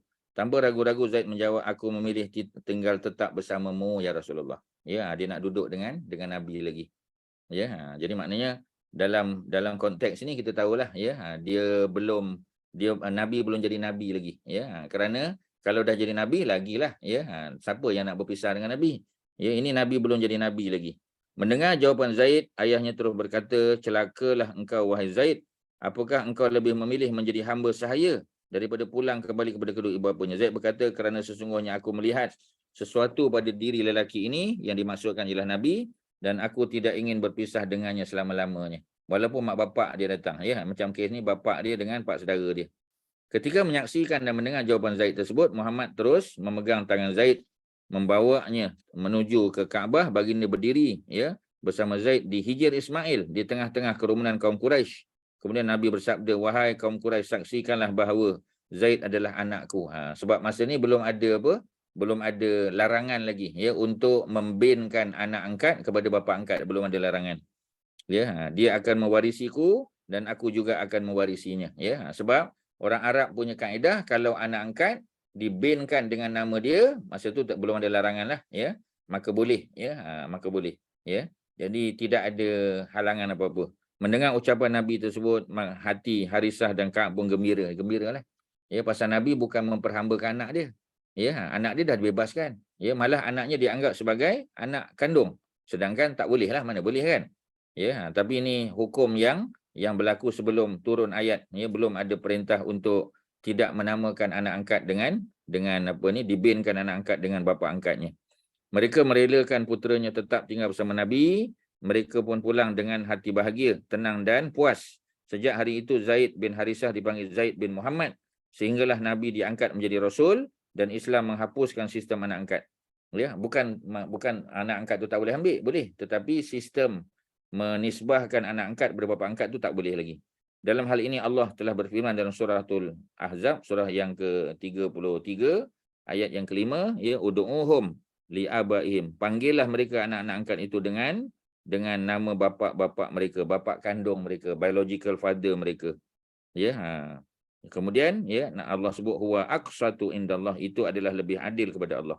Setelah itu Zaid dipanggil dengan nama asalnya Zaid bin Harisah. Yang setelah turun ayat ni, lihatlah bagaimana Zaid bin Harisah telah memilih tetap bersama Rasulullah sebagai hamba sahaya. Ya, bukan hamba sahaya lah, sebagai maula, ya, betul kan? Daripada pulang bersama ayahnya menjadi orang merdeka mulia. Ya, jadi ini ada kurang tepat ya. Jadi bukan hamba sahaya ya, tuan-tuan tukar. Sebab dia sudah dibebaskan. Nabi telah membebaskan Zaid bin Harisah. Sebab itu Zaid dipanggil Maula Rasulillah. Ya, jadi dia bukan hamba sahaya, tapi dia adalah Maula, M-A-U-L-A ya, ataupun M-A-W-L-A, Maula. Ya, jadi dia tinggal menjadi orang merdeka, ia tetap dengan Nabi, tidak mau pulang kepada ayahnya. Hal ini tidak mungkin dilakukan oleh Zaid jika tidak kerana ia telah tertawan oleh sikap Rasulullah yang sangat baik, bersifat kebapaan terhadap dirinya, tertawan oleh perasaan kasih sayang yang begitu mendalam yang dia perolehi daripada Nabi. Hal ini membuatkan baginda semakin memberikan perhatian dan kasih sayang terhadap diri Zaid. Sebab tu Zaid ni anak angkat Nabi yang Nabi paling sayang lah. Anak angkat yang bukan ada hubungan saudara. Macam Sayyidina Ali, dia memang sepupu Nabi, dia memang ada hubungan pasal dia Bani Hashim juga. Ya, tapi kalau Zaid tak ada hubungan sebab dia Badui, ya. Dia ditangkap ya dan dijual di pasar hamba, di pasar Ukas tadi. Cuma dibeli oleh Hakim bin Hizam dihadiahkan kepada mak saudaranya Khadijah. Khadijah ketika kahwin dengan Nabi dihadiahkan kepada Nabi. Tetapi Nabi bebaskan dia, ya, kerana Nabi tidak memperhambakan manusia. Kemudian apa lagi, ya? Rasulullah membalas sikap Zaid tersebut dengan cara memerdekakannya, menjadikannya orang yang mulia dan terhormat, ya. Kalau tengok daripada cerita ni nampak macam ketika bapa dia datang dia belum dibebaskan lagi, ya. Nampak macam tu, ya. Tetapi macam tadilah, apa cerita sekalipun, ya, yang pasti Zaid akhirnya dibebaskan oleh Nabi, ya. Menjadikannya orang yang mulia dan terhormat. Tidak hanya itu, baginda juga mengahwinkan Zaid dengan Zainab binti Jahash, ya, sepupu Nabi. Anak kepada bapa saudara Nabi dan mak saudara Nabi. Mak saudara Nabi namanya Umamah. Ya, Umaymah, ya. Kalau Umamah tu cucu Nabi kan, cucu anak pada Zainab. Ya, tapi ini Zainab binti Jahash ni adalah sepupu Nabi. Mak dia Umaymah, adik-beradik dengan bapa Nabi Abdullah. Ya, mak pada Zainab tu, ya, bapaknya Jahash, maknya adalah, tuan-tuan boleh salin di bawah, mak dia adalah Umaymah. Ya, Umaymah binti Abdil Muttalib, ya. Jadi dia adik-beradiklah dengan bapa Nabi. Bapa Nabi siapa? Abdullah bin Abdul Muttalib. Adik-beradiklah dengan Abu Talib, sama adik-beradik semua ni. Jadi, ya, patutnya Nabi lah kahwin dengan Zainab tu, ya, tapi Nabi nak muliakan Zaid, Nabi kahwinkan Zaid dengan Zainab. Cuma perkahwinan mereka tidak, ya, tidak apa kita panggil, ya, tidak bahagialah. Ya, bukan masalah Zaid, ya, tapi masalah Zainab. Kerana Zainab ni dia bangsawan Quraisy, ya, Bani Hashim ni paling tinggi, tuan-tuan, ni kedudukan dia. Jadi bila dia paling tinggi, ya, dia ada rasa macam tadilah, ya, macam tak sekufu kita panggil. Ya, sekufu tu mana tak sama taraf. Ya, jadi kena ambil kira juga benda-benda ni, tuan-tuan, ya. Okey, dah banyak dah kita bincang, tuan-tuan. Ada soalan, silakan. Ada apa? Ustaz, peristiwa ni berlaku tahun sebelum kenabian ke pada tahun kenabian? Ya, dia ada beberapa pandangan lah, ya. Sebahagian kata Nabi belum jadi Rasul. Ya, sebahagian lagi kata dah, ya. Kita bilang je tadi, tuan-tuan. Pada waktu hijrah, Nabi berusia 53 tahun. Berapa usia siapa? Berapa usia Zaid tadi masa hijrah, tuan-tuan? 35. 35, ya. 53 tolak 35 berapa? 53 tolak 35 berapa? 28. 28, ya. Sorry, 28, ya. Tadi Ustaz kira, ya, 28. Betul, ya? 28. Betul, tuan-tuan, ya? 28 ke 18. 18, ya? Ustaz. 18. Jadi kalau 18, maknanya 18 tahun beza. Maksudnya ketika Zaid bin Harisah umur 8 tahun, ya. 8 tahun, berapa umur Nabi, tuan-tuan? Sebab Nabi 18 tahun, ya. Jadi maknanya Nabi umur berapa? Kalau 20 tahun maknanya 28. Maknanya Nabi umur 26 lah. Betul, ya? Ketika Zaid, ya, umur 8 tahun, ya, Nabi umur 26. Betul kan? Tuan-tuan kira? Betul? Zaid 8 tahun, Nabi 26 kan? Betul, Ustaz. Okay. Jadi kalau Nabi 26 tahun, maknanya Nabi belum jadi Rasul lah. Pasal Nabi jadi Rasul umur 40. Ya, jadi katalah, ya, dia duduk dengan Khadijah selama 2 tahun, katalah. Ya, dia umur 10 tahun, ya, Nabi umur 28. Masih lagi, ya, masih lagi inilah, ya. Cuma kalau kita tengok, ya, macam tadilah, dia punya usia tadi, sebab Nabi berkahwin pada usia 25 tahun. Ya, 25 tahun, ya. Jadi nampak ada, sebab itulah Ustaz selalu sebut, ya, kadang-kadang nombor-nombor ni, numbering ni ada macam lari sikit, ya. Pasal Nabi kahwin dengan Khadijah masa usia Nabi 25 tahun. Ya, jadi umur 25 tahun. Jadi kalau Zaid baru umur 8 tahun, Nabi dah 26. Jadi maknanya lebih muda lagi. Bukan 8 tahun ketika Zaid ditangkap. Ya, Zaid mungkin lebih muda daripada itu lagi, tuan-tuan, ya. Sebab kita tengok pada masa hijrah ketika Nabi berusia 53, Zaid bin Harisah umur 35 tahun. 35 tahun, tuan-tuan, ya. 35 tahun. Kalau Bilal bin Rabah umur 43, dia 10 tahun lebih muda. Tapi kalau Zaid 18 tahun lebih muda. Jadi ada macam itulah, ya. Jadi besar kemungkinan semasa Khadijah, ya, Khadijah bagi ke Nabi itu pasti, ya, Zaid bin Harisah masih kanak-kanak lagi lah. Ya, masih kanak-kanak sebab ada beza apa? Ada beza 18 tahun tadi. Ya, jadi kalau secara umum pun kalau Nabi umur 25, ya, Zaid umur 7 tahun. Ya, barulah beza 18 tahun kan. Jadi oleh kerana itu kecil sangat, muda sangat dia. Ya, dan dia terus bersama dengan Nabi. Ya, sampailah Nabi dapat wahyu, ya. Jadi maknanya berapa tahun tu, ya? 14 atau 15 tahun selepas tu. 15 tahun lah. Ya, 15 tahun Nabi kahwin dengan Khadijah, baru Nabi dilantik menjadi rasul. Ya, Zaid masih duduk bersama Nabi. Ya, dan Zaid jadi anak angkat Nabi lebih dulu. Ya, lebih dulu sepatutnya berbanding dengan Nabi ambil Saidina Ali. Pasal masa hijrah, ya, Zaid bin Harisah umur 35. Ya, masa hijrah Ali baru umur 23. Nabi dengan Ali 30 tahun beza. Nabi dengan Zaid bin Harisah hanya 18 tahun. Ya, jadi siapa lebih tua? Dah tentulah Zaid lebih tua. Maknanya ketika Nabi ambil, ya, Zaid bin Harisah sebagai anak angkat, ya, Ali belum apa kita panggil, ya. Ali belum jadi anak angkat Nabi lagi, belum. Ali jadi anak angkat Nabi, ya, 2 tahun sebelum Nabi jadi rasul. Ya, pasal Nabi ambil Ali sebagai anak angkat juga pada usia 8 tahun. Macam usia 8 tahun ni jadi apa macam standard lah tuan-tuan. Ya. Ali diambil sebagai anak angkat oleh Nabi pada usia Ali 8 tahun. Ya, maknanya kalau dia 8 tahun, Nabi dah 38 tahun. Pasal Nabi dengan Ali 30 tahun beza. Tuan-tuan catat, ya. Nabi ketika ambil Ali sebagai anak angkat, ya, Nabi umur 38 tahun, Ali umur 8 tahun. Pada waktu Nabi jadi rasul umur 40, ya, Ali umur berapa? Umur 10. Ya, jadi kecil sangat, ya, umur 10. Sedangkan pada ketika itu Zaid lebih dewasa lagi, ya. Jadi maknanya Zaid sudah 28 tahun umurnya. Ya, sudah 28 tahun, ya, sebab beza 22 tahun. Ya, sebab beza 18 tahun dengan Nabi kan. Jadi tuan-tuan kena tolak-tolak macam tu baru tuan-tuan nampak. Jadi maknanya Zaid lebih tua daripada Ali. Memang Zaid lebih tua daripada Ali. Ya. Jadi Zaid dulu jadi anak angkat Nabi. Sebab tu tak pelik kalau hubungan Zaid dengan Nabi tu sangat rapat. Sehingga anak daripada Zaid, yakni Usamah bin Zaid, menjadi cucu kesayangan Nabi. Cucu yang tidak ada hubungan keluarga lah. Ya, kalau Hasan Husin tu memang ada hubungan keluarga. Tu tak payah tanya lah kan. Ya, tapi Zaid bin Harisah punya anak Usamah bin Zaid juga menjadi cucu kesayangan Nabi. Hatta ketika Nabi masuk ke Kaabah, ya, masa pembukaan kota Mekah, Nabi masuk ke Kaabah, yang dibawa masuk ke dalam Kaabah, ya, bukan Hasan Husin. Hasan Husin tak ikut, dia kecil lagi. Ya, yang ikut adalah Usamah bin Zaid. Usamah yang masuk bersama dengan Nabi, tuan-tuan. Cuba tuan-tuan bayang.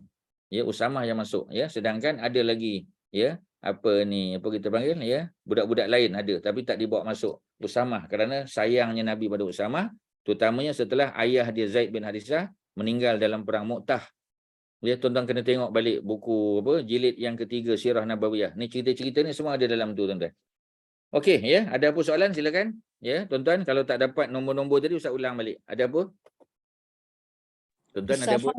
Ustaz Usamah tu anak dengan Ummu Aiman kan? Ya, Ummu Aiman. Betul. Okey, lain silakan tuan-tuan. Ya, jangan diam tuan-tuan. Kalau tuan-tuan diam Ustaz tak tahu apa yang tuan-tuan fikirkan dalam kepala, Ustaz tak tahu. Ya, tuan-tuan kena respon kat Ustaz. Ya, Haji Mak Syah ada apa, Haji Mak Syah? Tak ada Ustaz, tak ada. Orang lain silakan, tuan-tuan jangan tak ada je tuan-tuan, ya. Ustaz, saya confuse yang umur Ali tadi dengan umur Zaid. Masa hijrah, biasanya kita capture masa hijrah. Masa hijrah. Ya. Masa hijrah Nabi umur berapa, Haji Asyari? Hijrah. 63, 60. Apa 60-nya? 53 lah. 53. 53. Tuan-tuan jangan lupa balik, ya. Itu kalau kita tengok yang Ustaz buat di rumah Haji Ahmad Syitah baru-baru ni. Ustaz buat 40 tahun dapat wahyu kan. Ya. Lepas 40 tahun dapat wahyu, 13 tahun dakwah di Mekah. Jadi maknanya berapa usia Nabi ketika hijrah? 53 tahun. 53 tahun, ya. Jadi umur Nabi 53. Jadi kalau 53 tolak 18 tahun, ya. Berapa tuan-tuan? 35 umur Zaid bin Harisah. Nabi 53, tuan-tuan catat. Nombor 1, Nabi umur 53 tahun. Ya, Zaid bin Harisah ni ketika hijrah, tuan-tuan, ya. Ketika hijrah Nabi umur 53, ya, Zaid umur 35 tahun. 35. Ya. Ali umur 23. Jadi tuan-tuan susun daripada atas ke bawah. Yang nombor besar atas. Nabi umur 53 ketika hijrah. Ya. Zaid bin Harisah 35. Sebab ada beza 18 tahun. Sedangkan Ali baru berusia 23 tahun. Kerana Ali dengan Nabi beza 30 tahun. Ya, kalau Zaid bin Harisah dengan Nabi beza 18 tahun. Ya. Jadi 35 tolak 23 berapa tuan-tuan? Ya. Jadi 12 tahun ada beza. Ya, Saidina Ali dengan Zaid bin Harisah ada beza 12 tahun. Ada beza 12 tahun. Ya. Jadi maknanya masa Nabi dapat wahyu umur 40 kan?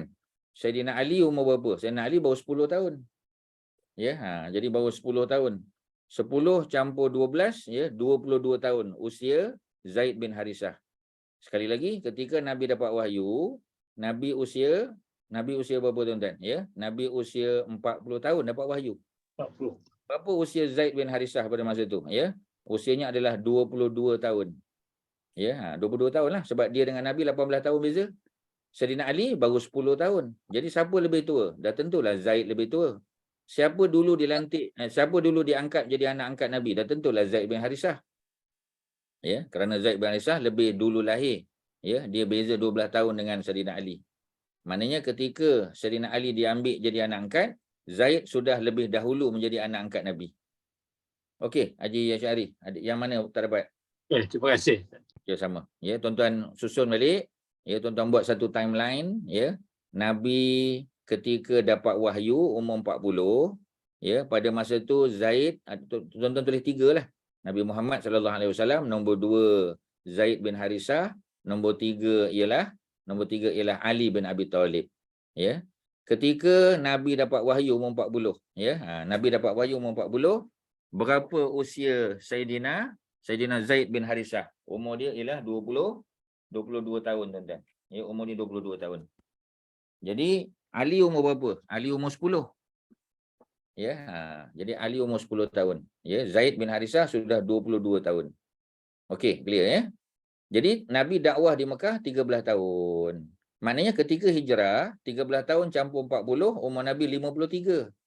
Nabi sudah 53 tahun. Umur kepada Zaid terbalik je. Ya, 53 tolak berapa tahun tuan-tuan? Ya, tolak 18 tahun. Ya, dapat 35 tahun. Umur Zaid bin Harisah, ya, 35 dah.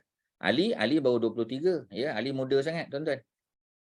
Okey, ya, tu cerita dia. Jadi ketika ya Nabi ambil Ali sebagai anak angkat, ya, sebelum jadi nabi lah, ya, sebab Nabi ambil Ali sebagai anak angkat masa Nabi umur 38 tahun. Ya, masa tu Saidina Ali baru umur 8 tahun. Ya, Nabi 38, Ali 8 tahun. Sebab 38 tolak 8 kan 30 tahun. Ya. Berapa usia ya Zaid ya pada ketika itu? Ya, umur dia lebih kurang berapa tahun tuan-tuan? Umur dia adalah ya lebih kurang berapa? 20 tahun. Ya, jadi maksudnya dia punya usia sudah lebih dewasa daripada Saidina Ali. Dan kita tengok dari segi track record kebiasaan, ya, budak-budak ni diambil sebagai anak angkat biasanya pada usia 8 tahun. Ya, contoh Ali diambil sebagai anak angkat oleh Nabi, Ali umur 8 tahun. Ketika Nabi Muhammad SAW, ya, kematian datuk Nabi Abdul Muttalib, Nabi diambil sebagai anak angkat oleh Abu Talib lah, pak saudara Nabi. Berapa usia Nabi ketika itu? 8 tahun juga. Ya. Dan ketika ya Nabi ambil Zaid bin Harisah, yang itu ada perbincangan. Ketika Zaid ditangkap, dijual di pasar hamba, usianya 8 tahun. Dah tentulah ya, bukan immediately lah. Bukan immediately apa kita panggil, ya, Nabi ambil dia sebagai anak angkat sebab dia dipelihara oleh Khadijah dulu. Ya, nanti ketika Khadijah kahwin dengan Nabi tu, barulah dia dihadiahkan oleh Khadijah kepada Nabi. Ya, Nabi umur 40 tahun. Nabi umur 40 tahun, ya, dapat wahyu, tapi ya pada usia 25 tahun. 25 tahun masa Nabi kahwin. Ya, jadi masa Nabi kahwin kecil sangat. Jadi dari segi numbering ni ada masalah tuan-tuan. Jadi Ustaz agak tidak setuju ya pada usia 8 tahun tu. Ya, nanti Ustaz buat kita panggil rujukan pada kita panggil kitab-kitab lain lah, kod ada. Ya. Baru kita nak tahu berapa umur. Tapi yang pasti Zaid ditangkap ketika kanak-kanak. Cuma berapa usia dia tu? Itu je ceritanya, ya. Tapi kanak-kanak sebagai contoh, ya, umur 3 tahun 4 tahun orang tak jual di pasar hamba sebab dia tak boleh memberikan manfaat fizikal lagi sebab dia budak-budak kecil. Ya, sebab tu budak-budak kecil tak ada manfaat lagi. Biar dia besar sikit. Jadi umur 8 atau 9 tahun tu munasabah kita kata ataupun 10 tahun. Ya, jadi benda-benda tu kadang-kadang ya perlu kita detailkan sebab takut ada konflik dari segi umur. Sebab tak logik tuan-tuan ya. Dia memang kena main macam itulah. Ya, masalahnya dia tak ada documentation. Jadi kita tak tahu umur ya. Macam sekarang tak apa kita boleh tengok kad penalan, boleh tengok apa ni birth certificate ya. Tapi dulu tak ada. Jadi kita terpaksa congak ajalah. Ya, congak-congak tu yang kadang salah tuan-tuan ya. Kadang-kadang tak logik. Ya, itu yang kata Aisyah kahwin dengan Nabi ya umur 6 tahun ya, duduk serumah dengan Nabi umur 9 walaupun dalam kitab hadis. Tetapi para ulama telah tengok balik kesesuaian dia, tuan-tuan. Tengok balik siapa periwayat hadis dia ya, sehingga akhirnya mereka buat keputusan ketika Nabi kahwin dengan Aisyah bukan 6 tahun tapi 16 tahun. Jauh beza tuan-tuan, 6 dengan 16 tu jauh beza ya. Kerana ketika hijrah ya umur Aisyah 17. Ketika berlaku peperangan ya, perang Badar contoh ya, ada khilaf lah. Perang Uhud confirm Aisyah pergi. Jadi perang Uhud berlaku tahun 3 hijrah. Berapa umur Aisyah pada ketika itu ya? 17 masa hijrah campur 3 tahun 20. Menasabah tak budak perempuan berumur 20 tahun yang telah berkahwin dengan Nabi ikut serta dalam perang sebagai barisan belakang untuk merawat orang sakit ya, untuk buat makanan, minuman dan sebagainya. Menasabah umur 20 tahun sangat menasabah. Ya. Tapi kalau Aisyah baru berusia ya kita kata 10 tahun ya tak menasabah lah. Ya, takkan 10 tahun. 10 tahun orang tak bawa dalam perang. Budak lelaki yang terlibat dalam perang pun minimum age dia ialah 17 tahun. Minimum pun 17 tahun. Macam mana budak perempuan umur 10 tahun boleh pergi? Tak logik tuan-tuan. Tak logik ya. Sama macam umur Khadijah ketika berkahwin dengan Nabi sama juga. Jadi itu kita sudah detailkan. Jadi Ustaz ulang-ulang lah supaya tuan-tuan tangkap benda tadi ya. Jadi itulah ya masalah dalam sirah ni kerana dia ada konflik dari segi numbering tu, umur-umur tu. Ya, jadi mana-mana yang boleh kita jelaskan kita bantulah. Okey tuan-tuan, ada apa? Silakan. Ada apa yang mungkin keliru ataupun rasa macam tak berapa faham ke? Ya, Ustaz terangkan balik kalau ada, silakan. Ya. Saya nak tanya tentang akil balik. Kalau anak lelaki dia 9 hingga 12 tahun, 9 hingga 12 is perempuan, 15 tahun. Hingga 15 lelaki. So saya nak tanya, adakah anak-anak yang dihatankan pada usia kecil itu mempengaruhi usia balik ni? Tak adalah pula kajian. Ustaz tak pernah tengok, tak pernah dengar lah ya. Kalau ada medical doctor dalam grup kita boleh tolonglah ya. Jadi tak pernah dengar lah pula ya, khatan tu menyebabkan akil balik ya, umur akil balik itu menjadi lebih awal ya. Ustaz tak pernah dengar. Ya, cuma ya tujuan berkhatan adalah untuk memudahkan urusan urusan solat kita tu.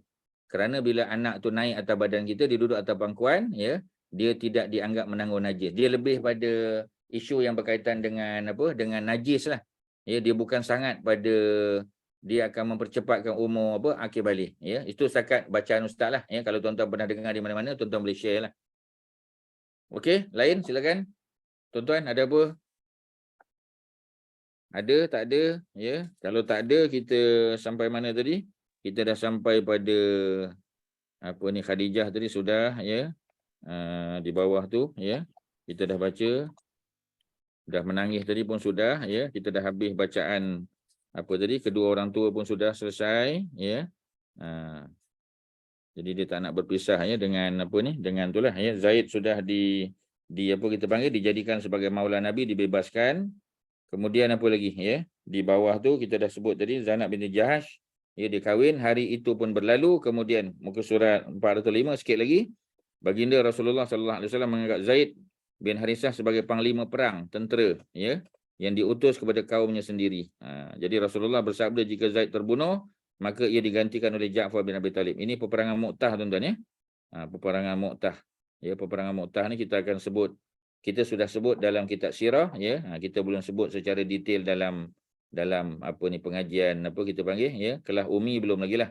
Ya, tapi secara kitab sirah kita dah belajar yang Mu'tah ya, kita dah sampai tahun yang ke-7. Mu'tah belum lagi tuan-tuan ya. Ya, kita masih berada pada tajuk kita sekarang ya. Hudaibiyah kan? Hudaibiyah dah selesai.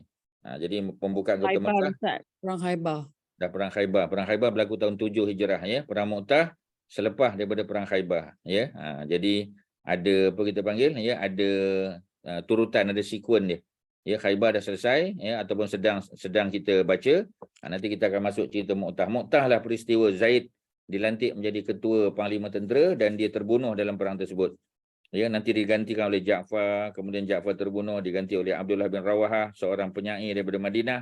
Dan di dalam pasukan tentera yang dipimpin oleh Zaid itu terdapat Khalid bin Al-Walid, Ja'far dan Ibnu Rawahah. Zaid bin Harisah yang sebelumnya adalah seorang hamba sahaya, berubah menjadi orang yang merdeka ya, sekaligus menjadi ketua panglima tentera perang pada masa itu ya. Itu kita akan detailkan nantilah. Kita berhenti pada muka surat 405, insya-Allah tuan-tuan ya, kita sambung pada kesempatan yang akan datang. Tak ada apa ya, kalau ada silakan, kalau tak ada Ustaz serah pada Haji Mat Syah. Kalau ada apa-apa dia nak wrap up, silakan Haji. Ya, ada sikit Ustaz. Silakan. Itu hari Ustaz ada post satu perkara dalam grup kita pasal adab-adab mengikuti kelas online. Ada tak? Ya, betul. Boleh kita discuss sikit ni. Saya tengok ada dalam 6 points yang dalam adab-adab tu. Yang pertama dia kata buat persediaan sebelum kelas bermula. Itu kita faham lah kan, kita faham betul. Yang kedua dia kata tulis nama betul dan nama penuh dalam profil. Dan tak boleh macam nama-nama samaran ke nama yang tak betul kan. Jadi itu ada, bukan ramai lah, ada yang berapa yang tak tulis nama mereka. Jadi ingat ini kita boleh tekankan Ustaz yang elok tahu nama supaya Ustaz tahu siapa nama dia orang kan. Betul. Kan? Itu jadi saya harap saya mohon semua ahli tahu nama lah, segala nama ya. Senang nak panggil tuan. Ya, yang poin ketiga pasal apa ni gambar. Dalam profil tu ada, yalah, bukan semua yang tahu gambar Ustaz. Mungkin jadi ada yang tahu gambar cucu lah, gambar bunga lah, gambar kucing lah kan. Jadi Ustaz nak tekankan serius benda ni ataupun tak perlu Ustaz? Itu saya nak tanya Ustaz lah. Yalah, kalau boleh letak gambar ya, macam kita kata kalau boleh apa lagi baguslah. Ya, paling kurang pun gambar ya, macam Haji Fuad contoh kan, ada gambar dia. Ya, ataupun Haji Mat Syah pun ada gambar paling kurang. Ya, tuan-tuan nak suruh on video mungkin tuan-tuan rasa berat kan, ya. Tapi paling kurang ya macam Puan Sri Insun contoh kan, ya ada gambar. Ya, walaupun gambar masa muda lah ya, tapi paling kurang ya kita kena ni dia orang dia, okeylah. Paling kurang ya. Bukan tak boleh gambar bunga atau sebagainya, tapi kadang yang mana satu ya. Macam tadilah ya, Kak Jamilah yang mana satu ni. Ya, Kak Zaliha yang mana satu ya. Jadi paling kurang letak macam tadilah, macam Haji Asy'ari contoh kan.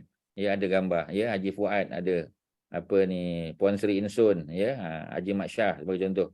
Jadi paling kurang Ustaz kenal lah ya. Yang ni okeylah, alhamdulillah orang lain pun boleh kenal, sebab kalau tidak kita macam itulah ya, bila kita jumpa pun kadang kita tak cam yang mana satu. Ya, sebab tak ada apa kita panggil, tak ada profil gambar dia tu, tak ada ya. Jadi kalau ada gambar lagi baguslah. Itu pandangan saya lah. Okey, terima kasih Ustaz. Jadi saya mohon ahli-ahli semua kalau boleh tahu gambar lah. Okey, poin yang keempat Ustaz, pasal video on atau tidak. Jadi sini ini saya fikir kita boleh buat pengecualian lah, kerana Nazri akan buat recording ni dan masuk ke YouTube. Ya, betul. Masuk YouTube, it becomes tontonan umum Ustaz.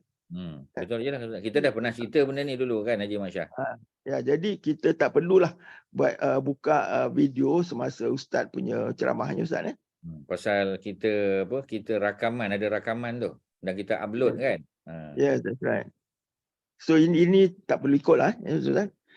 Okey, yang betul. Poin kelima ada yang kata tanya soalan hanya apabila Ustaz open for Q&A. Question and answers. Maknanya janganlah cut in apabila Ustaz tengah bercakap. Jadi orang lain tengah dengar, tengah kusyuk dengar, macam orang kata Ustaz jadi mengganggu yang lain yang ramai lagi mendengar. Jadi kalau boleh adabnya tunggu Ustaz tanya dulu. dapat question, tanya dulu question and answer, baru Betul cakap. Ya. Walaupun Ustaz Dan- sebenarnya tak ada masalah tuan-tuan. Tuan-tuan nak tanya, kalau Ustaz, tuan-tuan nak interview Ustaz okey je. Cuma dari segi adab tadilah kan. Jadi kalau, sebab Ustaz selalu, ya habis satu poin Ustaz akan tanya, ada soalan silakan, kalau ada apa-apa sebelum kita terus. Jadi tuan-tuan gunakan peluang tersebut untuk bertanya soalan. Ya. Tu kena ambil kira jugalah. Walaupun sebenarnya saya okey je tuan-tuan. Ya, kadang-kadang apa ni ada 2-3 orang tanya soalan ketika Ustaz tengah bercakap. Saya okey, tak ada hal. Cuma mungkin ada setengah-setengah penceramah ataupun pengisi program online ni ada yang mungkin rasa terganggu. Dia rasa interrupted. Ya, mungkin ada orang, Ustaz okey je, tak ada masalah. Jadi tak ada hal lah ya, tuan-tuan yang selama ni mungkin apa ni potong cakap, Ustaz okey, tak ada hal. Cuma mungkin pada sebahagian jamaah ya rasa benda tu mungkin kurang cantik ke, ya macam tu je lah. Ya, Ustaz okey, tak ada masalah. Tapi kalau tuan-tuan boleh tanya masa diberi peluang tu lagi baguslah. Haji Masya, ya. Ya betul. Jadi Ustaz boleh perlu kata Ustaz rasa okey, tapi takut yang lain tengah khusyuk dengar Ustaz tengah cakap. Boleh orang kanin pula. Jadi orang kata potong steam lah yang lain tengah dengar tu Ustaz. Ya. Okey. Jadi itu poin kelima. Yang poin keenam, kalau boleh saya minta mute selepas bertanya atau menjawab soalan. Ramai yang tak lupa mute. Jadi bising je, ada sound kan gangguan. Jadi itulah yang penting, mute selepas bertanya atau menjawab soalan. Itu aja 6 poin Ustaz. Okey, ya. Jadi Ustaz share itu untuk pengetahuan tuan-tuan dan puan-puan ya yang hadir pada pertemuan di rumah Puan Rohiza itu ya. Jadi sebahagian jamaah Umi pun ada dan ada jamaah-jamaah lain pun ya. Jadi Ustaz share secara umum.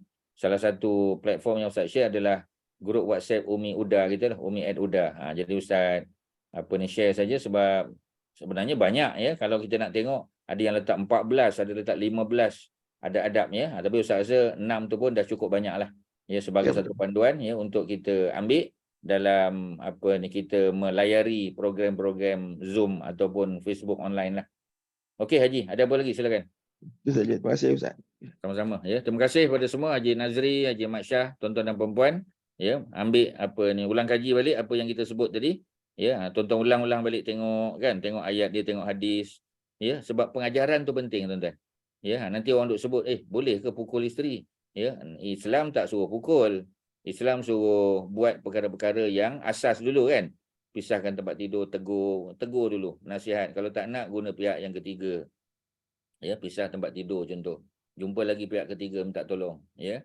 Kalau tak boleh barulah kita gunakan sedikit fizikal, tapi bukanlah sampai peringkat membahayakan ataupun mencederakan. Ya, Islam tak suruh sampai peringkat begitu tuan-tuan. Kalau kita boleh elak, kita elak. Ya, tetapi secara umum ada tak kebenaran atau keharusan? Ada. Tapi dengan sangat mengambil kira konsekuen ya, kesan, sebab kadang-kadang manusia ni bila kita gunakan fizikal ya, kesan tu lagi buruk nanti ya, dia boleh backfire balik. Jadi kita kena ambil maklum benda-benda macam tu. Sekadar tu, terima kasih. Wassallallahu ala sayyidina Muhammadin wa ala alihi wa sahbihi wasallam. Alhamdulillahirabbil alamin. Assalamualaikum warahmatullahi wabarakatuh. Waalaikumsalam. Terima kasih Ustaz. Terima kasih Ustaz. Sama-sama. Terima kasih Nazri. Terima kasih semua. Jazakumullah khairan. Ya. Sama-sama.